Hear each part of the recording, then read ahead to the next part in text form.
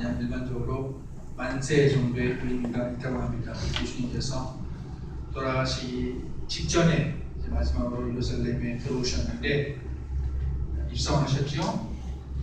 뒤에 사람들이 예수님을 맞이하면서 호산나 만세라고 환호를 한 겁니다.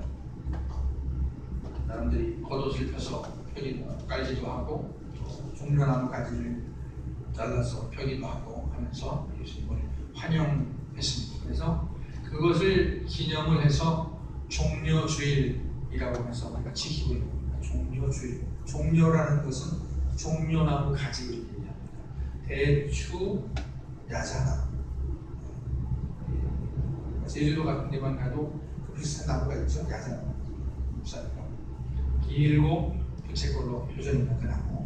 거기에는 열매를 지는데 그 나무가 종려나무입니다. 종려나무는 키가 높은 거는 한 30m까지 자란다고 해요.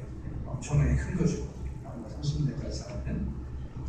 이스라엘 땅에서 이스라엘 땅이 척박한데 종려나무 같은 나무가 자란다는 것은 이스라엘 사람들에게 큰 위로가 되고 힘이 되는 것이죠. 생명력을 상징을 합니다. 그래서 종려주일이라는 이름이 그 종려나무와 관련돼서 유래되고 있습니다.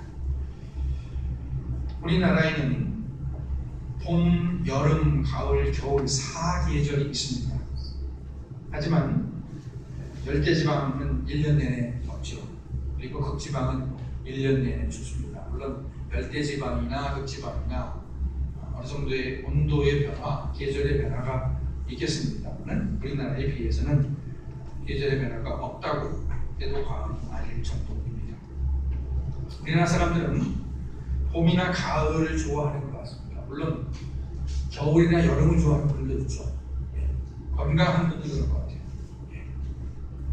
겨울에 겨울 스포츠를 즐길 생각에 겨울을 좋아할 수도 있고, 여름에 바다나 강에 가서 수영할 생각에 여름을 좋아하는 분도 있겠습니다만 일반적으로 봤을 때는 봄이나 가을을 좋아합니다.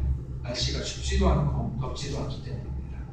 오늘 이제 3월 20일인데 이제는 야외 활동하기가 좋아진 그런 시기가 되었습니다. 우리가 봄에 산이나 들로 나가는 것을 좋아하는 것은 그곳에서 생기를 느낄 수 있기 때문입니다. 활력을 느낄 수 있기 때문입니다. 숲에 가면 거기서 힐링이 되기 때문에 하는 것입니다.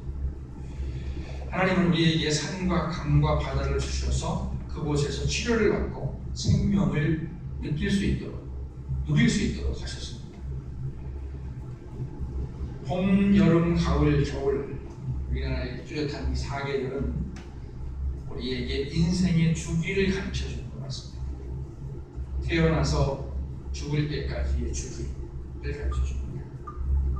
약 20살까지는 우리가 봄이라고 할 수 있을 것 같아요. 20살이나 한 25살 정도까지는 봄이라고 할 수 있겠고, 그 후에 한 40까지는 여름이라고 할 수 있겠습니다. 그리고 그 후에는 한 60까지는 60 내지 요즘은 한 70까지 가을이라고 볼 수 있죠. 그리고는 겨울이라고 볼 수 있을 겁니다. 봄, 여름, 가을, 겨울 4계절은 인생의 주기를 가르쳐 주기도 하지만 또한 부활을 가르쳐 주기도 합니다. 겨울로 끝나는 것이 아니라 봄이 다시 오기 때문이죠. 봄이 되면 겨울에 죽었던 것처럼 보이는 나무며 풀들이 다시 살아납니다. 제가 29살 겨울을 기억을 하는데, 그때 겨울이 되면서 눈이 온 것을 봤는데, 눈이 온 것을 보면서 좋다라는 생각이 든 것보다 오히려 긴장감이 들었습니다. 내가 이제 30이 되는구나 생각을 하니까 긴장감이 들고 왠지 울적해지는, 계절성 우울증이었는지 모르겠습니다만은 울적해지는 그런 생각이 들었었어요. 이렇게 우리 마음이 겨울이 되면 움츠러들게 됩니다. 하지만 봄이 되면 피어나는 것과 함께 우리의 마음도 활짝 피어나게 됩니다. 다음 주일은 부활주일인데요. 예수님께서 봄에 부활하신 것은 자연의 이치와도 부합되는 것 같습니다. 오늘 읽은 말씀은 요한복음 12장 20절에서 26절 말씀입니다. 오늘 말씀은 예수님께서 십자가에 못 박혀 죽으시기 전에 헬라 사람들이 예수님을 찾으러 왔을 때 하신 말씀입니다. 유대인의 최대 명절인 유월절이 가까웠습니다. 유월절은 이스라엘이 이집트에서 포로 생활을 마치고 극적으로 탈출한 사건을 기념해서 지키는 명절이었습니다. 구약의 율법에 따르면 유대인 남자들은 해마다 유월절에 예루살렘을 방문해서 희생 제사를 드려야 했습니다. 예수님도 유월절을 맞아서 예루살렘을 방문하게 되었습니다. 예수님은 어려서부터 예루살렘을 방문하셨지만 이번 방문은 아주 특별한 방문이었습니다. 왜냐하면 마지막 방문이었기 때문입니다. 예수님은 이번에 예루살렘에 올라오시면서 제자들에게 자기가 많은 고난을 당하고 죽을 것과 사흘 만에 다시 살아나실 것을 예고하셨습니다. 마지막으로 예루살렘에 올라오실 때쯤에 예수님은 온 이스라엘뿐 아니라 이방인들 사이에서도 이름이 알려지고 많은 사람이 친히 보기를 원했습니다. 오늘 말씀을 보면 헬라인들이 예수님을 만나기를 원했다는 것을 알 수 있습니다. 그러면 헬라인들이 예수님을 만나기를 원했다는 것이 무슨 의미가 있을까요? 헬라인들이 자기를 만나기를 원한다 하는 소식을 들으시고 아마도 예수님은 이제 자기의 임박한 죽음을 떠올리신 것 같습니다. 헬라인들이 예수님을 찾았다는 것은 그만큼 예수님의 영향력이 커졌다는 것이고 예수님을 경계하는 사람들도 많아졌다는 뜻이 될 수 있기 때문입니다. 뭐랄까요? 사람들이 그런 얘기하죠. 평범하게 사는 게 좋다고 하잖아요. 평범하게. 너무 유명해지고 높은 자리에 올라가게 되면 위험합니다. 평범하게 사는 게 좋다. 근데 평범하게 사는 것이 쉽지 않다. 이렇게 얘기를 하는데 예수님의 말하자면 명성이라고 할까요? 그것이 커지면서 예수님이 유명해지면서 예수님의 대적들도 많아졌기 때문에 예수님께서 헬라 사람들이 자기를 방문했다 하는 얘기를 들으시고 자기의 죽음을 떠올리셨습니다. 예수님이 이렇게 말씀하십니다. 인자가 영광을 얻을 때가 왔도다. 내가 진실로 너희에게 이르노니 한 알이 미리 땅에 떨어져 죽지 않으면 한 알 그대로 있고 죽으면 많은 열매를 맺는다. 자, 이 말씀은 이제 곧 예수님께서 고난을 당하시고 죽으셨다가 다시 살아나실 것을 말씀하신 것입니다.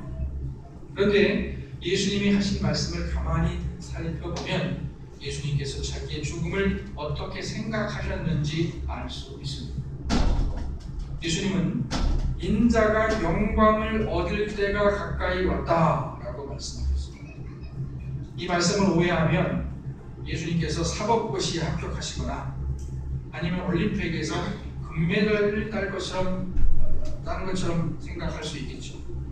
만약에 우리 식구들 중에서 사법고시에 누가 합격했다 그러면 모르겠어요. 그런 일은 없겠습니다만 우리 주한교회 여기 현수막을 달아야 될지 모르겠죠. 네.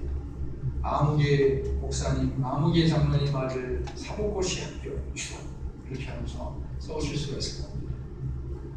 영광을 얻었다 하실 때는 보통 그런 의미가 되겠죠. 그런데 예수님께서 자기가 영광을 얻을 때가 되었다라고 말씀하신 것은 자기의 죽음과 부활을 말씀하신 것입니다. 물론 부활을 염두에 두고 하신 말씀이기 때문에 영광이라는 말을 이해할 수 있지만 그 전에 죽어야 한다는 사실을 생각하면 영광이라고 말하는 것이 힘듭니다. 그런데 예수님은 자기가 죽고 사는 그 과정을 영광을 얻는 것이라고 말씀하셨습니다. 그리고 그것을 하늘에 미리 땅에 떨어져 죽는 것처럼 보이지만 사실은 죽는 것이 아니라 많은 열매를 맺는 것과 같다라고 비유로 말씀을 하셨습니다. 즉 사즉생의 원리를 말씀하셨죠. 죽으면 산다, 살고자 하면 죽는다 하는 그 이치를 말씀하셨습니다. 예수님은 부활하셨습니다. 예수님의 부활은 우리 기독교 신앙의 가장 기초가 됩니다. 제자들은 부활하신 예수님을 보고 부활의 증인이 되었습니다. 제자들이 순교할 수 있었던 것은 부활하신 예수님을 만났기 때문에 순교할 수가 있었던 것이죠. 그런데 예수님께서 보여주신 부활은 죽음을 통과한 부활이었습니다. 이 복음서 끝에 보면 예수님의 죽음을 기록을 하고 있죠. 그런데 마태복음이나 이런 복음서 끝에 보면 예수님의 죽음의 확실성을 강조를 하고 있습니다. 예수님은 분명히 죽으셨다 하는 걸 강조하고 있습니다. 왜냐하면 예수님이 부활하셨다라고 말하기 위해서는 예수님께서 죽으셨다는 것이 분명해야 했기 때문이죠. 부활이라는 말 자체가 죽음을 내포하고 있습니다. 그렇다면 예수님은 왜 죽으셔야만 했습니까? 예수님이 십자가에 못 박혀 죽으신 것은 예수님이 죽음을 피할 수가 없어서가 아니었습니다. 예수님은 자기의 죽음을 회피하실 수 있었습니다. 자기를 죽이는 자들을 물리치실 수도 있었습니다. 그러나 예수님은 자기의 죽음을 회피하지 않으시고 정면으로 맞이하셨습니다. 죽음은 우리에게 가장 어려운 숙제입니다.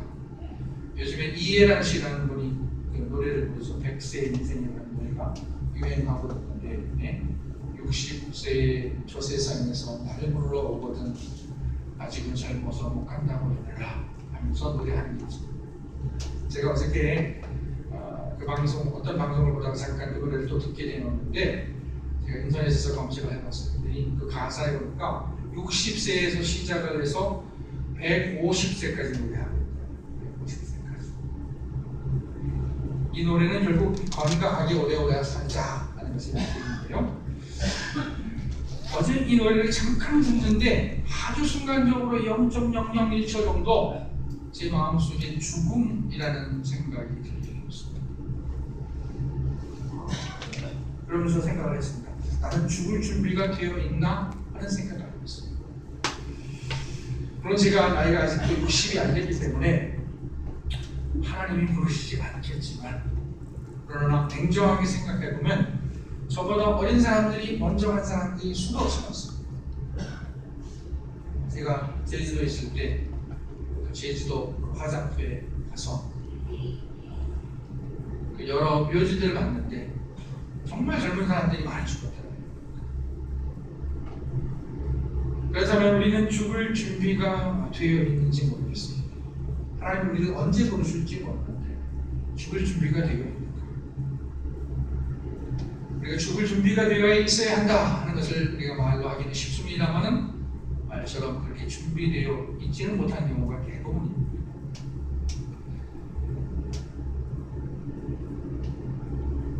예수님도 죽는 것이 쉬운 문제는 아니었습니다. 청년 예수는 결코 죽고 싶지 않았습니다. 그런데 예수님은 죽음을 맞이했습니다. 피하지 않았습니다. 그것은 하나님의 뜻을 이루기 위해서였습니다. 예수님의 죽음이 꼭 필요했기 때문입니다. 즉 예수님은 하나님의 뜻을 이루시기 위해서 죽으셨습니다. 예수님은 자기의 죽음을 통해서 인류의 죄를 사하시기 위해서 죽으셨습니다. 그리고 생명을 주시기 위해서 죽으셨습니다. 예수님은 오늘 말씀하시기를 하늘의 밀이 땅에 떨어져 죽으면 그대로 있고 죽지 않으면 그대로 있고 죽으면 많은 열매를 맺는다라고 했습니다. 그러니까 예수님의 죽음은 더 큰 생명을 얻기 위한 죽음이었습니다. 예수님께서 그냥 죽기 위해서 죽으셨다면 그 죽음은 헛될 것입니다. 그러나 예수님의 죽음은 부활로 이어지는 죽음이었고 많은 사람에게 생명을 주기 위한 죽음이었습니다. 생명은 요한복음의 아주 중요한 주제입니다. 요한복음 1장에 보면 예수님이 어떤 분인지 소개하고 있습니다. 태초에 말씀이 계십니다. 이 말씀이 하나님과 함께 계셨으니 이 말씀은 곧 하나님이십니다. 태초에 하나님과 함께 계셨고 만물이 그로 말미암아 지은 바 되었으니 지은 것이 하나도 그가 없이는 된 것이 없느니라. 그 안에 생명이 있었으니 이 생명은 사람들의 빛이라 했습니다. 예수님은 태초부터 계셨던 말씀이고 또 생명입니다. 그리고 빛입니다. 요한복음 5장 24절 말씀에 보면 예수님은 이렇게 말씀하십니다. 내가 진실로 진실로 너희에게 이르노니 내 말을 듣고 또 나 보내신 이를 믿는 자는 영생을 얻었고 심판에 이르지 아니하나니 사망에서 생명으로 옮겼느니라. 요한복음 6장 35절 말씀에 보면 예수님은 자기가 생명의 떡이라고 말씀하셨습니다. 내가 곧 생명의 떡이니 내게 오는 자는 결코 줄이지 아니할 터이요 나를 믿는 자는 영원히 목마르지 아니하리라. 요한복음 10장 10절에서 예수님은 자기의 오신 목적을 말씀하십니다. 도적이 오는 것은 도적질을 하고 죽이고 멸망시키려는 것뿐이요 내가 온 것은 양으로 생명을 얻게 하고 더 풍성히 얻게 하려는 것이다. 이런 말씀들은 모두 다 예수님이 생명이라는 사실을 말씀하고 있습니다. 생명이 그만큼 귀하고 또 예수님이 생명이라는 사실을 말씀하고 있습니다. 그런데 오늘 말씀이 어려운 것은 그 생명을 얻게 하려고 예수님께서 죽으셔야만 했다는 것입니다. 예수님께서 죽으셔야만 했고 또 죽음으로써 생명이 이르셨다는 사실을 기억하는 것이 중요합니다. 예수님이 죽으심으로써 우리의 죄를 사하셨고 또 부활하심으로써 우리를 구원하셨습니다. 그리고 이 사즉생의 원리는 우리의 일상생활에도 적용이 됩니다. 성경적으로 보면 롯과 룻의 경우를 보면 될 것 같습니다. 롯과 룻. 이름이 비슷하죠? 롯은 창세기에 등장하는 인물이고 룻은 룻기에 등장하는 인물인데 사사시대의 인물입니다. 롯은 아브라함의 조카였습니다. 롯이 아브라함과 동거하다가 식구가 많아지고 재산이 많아져서 아브라함과 헤어지게 됐죠. 그때 아브라함은 롯에게 선택권을 줍니다. 롯은 비옥한 요단강 동쪽을 택합니다. 그러나 소돔과 고모라가 망할 때에 롯은 자기의 모든 재산과 식구를 잃게 됩니다. 롯은 살기 위해서 눈에 좋아 보이는 선택을 했지만은 결과적으로는 망한 경우입니다. 반대로 롯은 겉으로 볼 때는 불리한 선택을 했습니다만 결과적으로 살게 된 선택을 한 경우입니다. 롯은 모압 여자죠. 모압 여자로서 유대인 남자와 결혼을 했습니다. 하지만 시아버지도 죽고 아주머니도 죽고 시아주머니도 죽고 남편도 죽고 남자들이 다 죽어서 두 과부밖에는 남지 않은 상황이었습니다. 그때 자기 시어머니 나오미가 롯에게 자유를 주죠. 내가 너를 책임질 수 없다. 그러니 떠나라. 다른 남자를 만나서 결혼을 해라. 그렇게 얘기를 합니다. 이때 롯은 어떻게 보면 객관적으로 봤을 때는 이 힘없는 과부 시어머니를 따라가는 것이 불리했습니다. 그런데 롯은 의리가 있었던 것 같아요. 어머니를 따라서 내가 가겠습니다. 어머니의 하나님이 나의 하나님이 될 것입니다 하면서 어머니를 따라갑니다. 그 결과 이스라엘 땅에 와서 보아스를 만나게 되고 보아스와 결혼을 하게 되고 그리고 이스라엘의 2대 임금 다윗의 할머니가 되는 영광을 얻게 됩니다. 말하자면 롯은 죽음을 각오하고 불리한 선택을 했지만 복을 받은 것입니다. 롯이나 무슨 결과를 생각하고 선택한 건 아니에요. 그렇지만 그들의 선택이 역전이 된 것입니다. 예수님 죽음을 선택하신 것은 결국 우리를 위한 것이었습니다. 우리를 살리기 위해서였습니다. 예수님이 죽으신 것은 우리 주야한교회 교우를 한 분 한 분을 살리기 위해서 죽으신 것입니다. 그리고 그 죽음을 극복할 수 있는 믿음이 있었기 때문에 예수님이 죽음을 피하시지 않으셨기 때문에 우리가 살게 되었습니다. 이 사실을 알고 기억해야 됩니다. 그리고 예수님은 우리에게도 동일한 요구를 하신다는 사실을 알아야 합니다. 즉 우리가 죽어야 할 때 죽어야 한다는 사실을 알아야 합니다. 돈 나가는 것도 그렇다. 제가 작년인가 재작년에 보니까 돈이 나갈 때가 있어요. 나갈 때가 있는데 제가 아무리 발버둥을 쳐도 제가 좀 아끼는 편이긴 한데 알코올이 갈비용쳐도 빠져나가더라고요. 돈이 빠져나갈 때가 있어요. 그럴 때 잡으려고 하면 만드는 것 같더라고요. 제 생각에. 죽을 때도 마찬가지인 것 같습니다. 물론 우리 죽음이나 육체적 죽음은 한 번밖에 없기 때문에 우리가 신중하게 이해하겠습니다만은 우리가 육체적 죽음을 맞이하기 전까지 수없이 또 죽는 연습을 해야 합니다. 그럴 때 죽어야 할 때 죽지 않게 되면 우리는 정말 죽게 됩니다. 그러나 죽어야 할 때 죽게 되면 살게 되는 것이죠. 하나님의 미랄처럼 죽으셨지만 헛되이 죽으시지 않은 예수님의 죽음을 기억할 수 있기를 축원합니다. 그리고 우리도 당해야 할 고난을 피하지 않을 수 있기를 축원합니다. 그래서 우리가 살게 될 것입니다. 기도하시겠습니다.